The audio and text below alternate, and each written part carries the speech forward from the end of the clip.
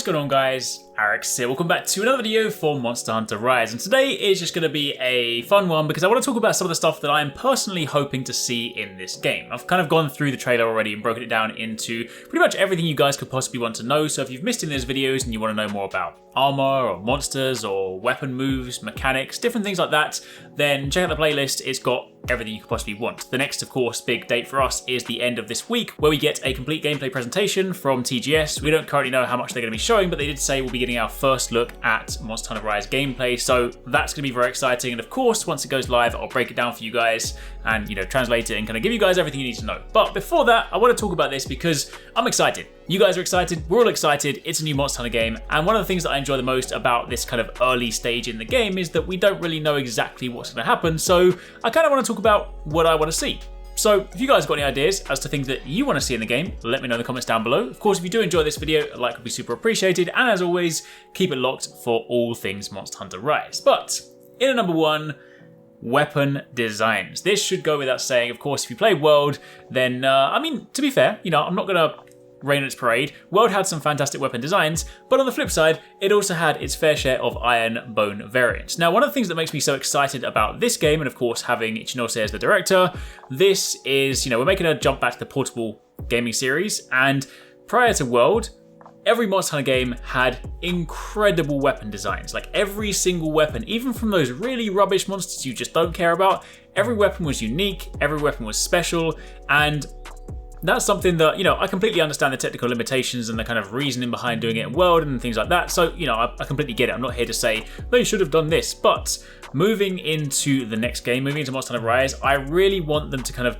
just dial it up again when it comes to weapon designs. I want every weapon and every armor set just to look incredible. Like, one of the things that previous Monster Hunter games did so well was their vibrancy and just the character. Like, it doesn't matter what you wore, like some of the armor sets were just so bright, some of them were just like over the top, and I just love it. It's one of the things that is so unique in Monster Hunter. It's one of the things that, like, I would arguably say it is part of Monster Hunter's identity to have these over the top crazy weapon designs. So, I feel like it's encouraging already, given that some of the weapons we've seen from the initial trailer, the Tetranodon Charge Blade looks cool, even just the regular iron weapons that I'm currently calling like Tatara steel weapons, even those ones that you would probably deem like the basic beginner weapons actually look kind of cool. So, that is promising. I will say the design of the Greatsword does look very reminiscent of one of the bone weapons in World, so it's too early to say right now. But what I will say is I sincerely hope that we get crazy weapon designs for absolutely everything. Like, there is definitely the potential for it. Rise has obviously shown from its initial trailer, its initial gameplay, that it is going off the wall. The fact that we've got,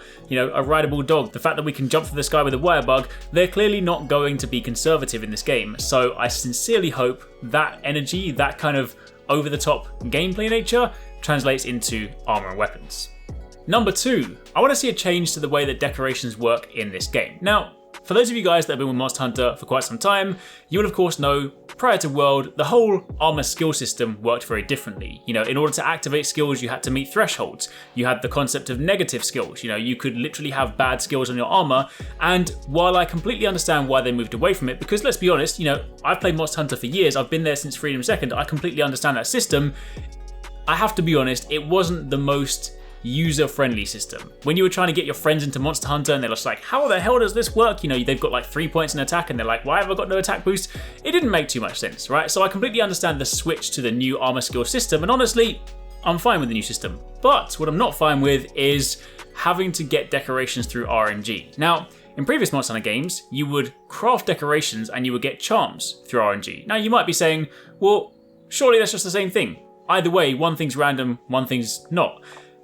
I feel like my personal difference here is that decorations, like if you don't have a decoration, I feel like it's far more debilitating to your set than it is to not have a charm. Like, you can have all the decorations and get like 90% of the way there on your mix set, and the charm just is like the icing on the cake and it finishes it off. Okay, some of the charms in the previous games were borderline broken and so powerful, but that to one side. I feel like missing a charm is not quite as detrimental as missing a decoration. And also, farming for a charm is like one thing you're farming for. Meanwhile, farming for umpteen decorations is just incredibly annoying. So I would honestly like to see kind of a best of both worlds system when it comes to armor skills and decorations in Monster Hunter Rise, whereby they maintain the Monster Hunter World armor skill system, but we then kind of go back to a format that was similar from the previous games where you can buy and craft decorations and then charms are the thing that we farm. That's personally what I would like to see. Let me know what you guys think down below. Maybe you guys like the new system.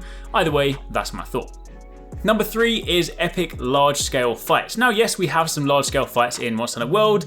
Things like, you know, Sharish Valda, Alatreon, Safi Jiva, even Zora Magdaros. I'll be honest, Zora Magdaros, as much as I might defend it as a joke, it wasn't the most interesting fight. And even some of the larger scale ones like Xenojiva, Safi Jiva, they are really cool fights and they do have some amazing spectacle to them and I absolutely love them.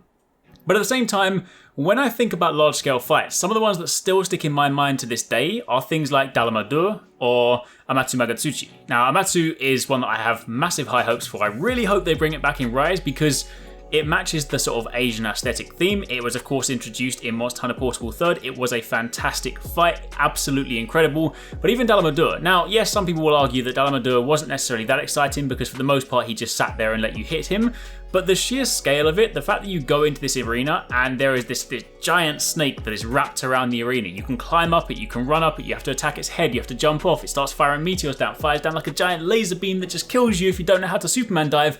It was just a lot of fun. And honestly, again, given the kind of wacky nature of this game, I would love to see a stupidly over-the-top, crazy like spectacle of a fight, like one of those siege battles where, you know, it might not necessarily be the toughest monster, but I just want spectacle in it. Like the fact that we've got a wire bug, like imagine something on the scale of Dalamadur, but you're then able to wire bug between it. Like that could just be nuts. Like maybe a giant tortoise. Actually, no, I'm not gonna say a giant tortoise because that would be kind of like Zora Magdaros, not that. Anyway, whatever it is, I don't know what it is. That's why I don't design the game. I just hope Capcom know what it is. Give us something crazy, massive. I want to fight it.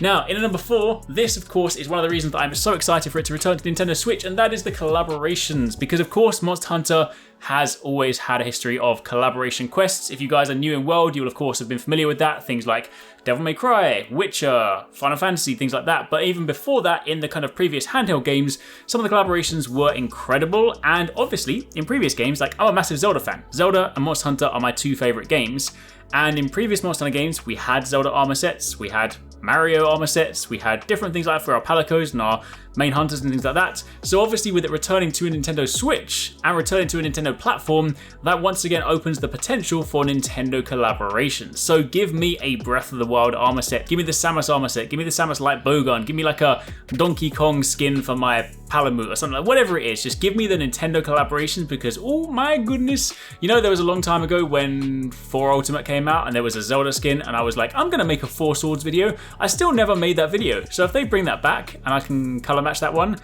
maybe I'll actually do that video. Anyway, Nintendo collaborations, it's gonna be good. And then finally, in number 5 is of course the broad monster variety. This is something that, you know, I think everybody wants to see it, but I am honestly so excited for this. The fact that in the trailer, we've already seen fanged wyverns, bird wyverns, even spiders. And the fact that when I spoke to Sox, Monster Hunter EMEA community manager, and he mentioned that Capcom said one of the main sort of key features of Rise, so to speak, is the broad variety of monsters. I feel like they're going to be investing much more heavily into that. So if we can see the return of spiders, snakes, crabs, honestly, I would love to see something completely new, like a type of monster we've never seen. Not like a, you know, a skeleton we're familiar with, like flying wyverns and fanged wyverns. Like, give us something completely off the wall that we haven't seen before. That much I would love, especially if they're leaning more into the kind of yokai aspect of it, and we kind of got like Japanese folklore. There's a lot of fun stuff we can do with that, but either way, whatever it is, I just want to see a ton of variety. And honestly, there are some returning monsters I would love to see, and I would love it if they could bring Leviathans back so that Lagiacrus could finally make a return. But in all honesty, I want to see a larger degree of new monsters than I do returning monsters. Like, I've been playing Monster Hunter for years, I've fought the same monsters many, many times, and as much as I do love to see them make a return, and I know that they will make a return, I do definitely want Capcom to kind of like really focus more so on a new roster where we just have a ton of new stuff to fight alongside some returning ones. Anyway, that's pretty much it. As a bonus mention, I do also hope that this Nintendo Switch version has good online. I hope it's much more akin to that of World. I appreciate World wasn't perfect. Like, I'm hoping they don't make us watch cutscenes separately and then rejoin ourselves, but I do hope that on the handheld side of things, it is much more in line with Monster Hunter World, whereby, you know, you can fire SOS flares and have your friends come and join you. Meanwhile, in the older versions, it was like a 4-person lobby where you were kind of restricted, and then you had to, you know, basically I don't want to be going backwards when it comes to online play. But that's pretty much it for the time being. That is a rundown on some of the things that I hope to see in Monster Hunter Rise. Let me know what you guys want to see yourselves in the comments down below. And of course, keep it locked to the end of this week for plenty more Rise content when those Capcom TGS streams happen. Thanks so much for watching, guys. I hope you enjoyed that video. Don't forget, if you haven't already done so, you can join the Arekkz Gaming Discord. We've got an awesome community over there with so many different channels for you to chat loads of different topics and different games. I'm in there, the team's in there if you guys want to chat with us, find people to play with. It's just in general a great place to be. And of course, if you enjoyed this video, don't forget to turn on those notifications so you don't miss any of our future uploads.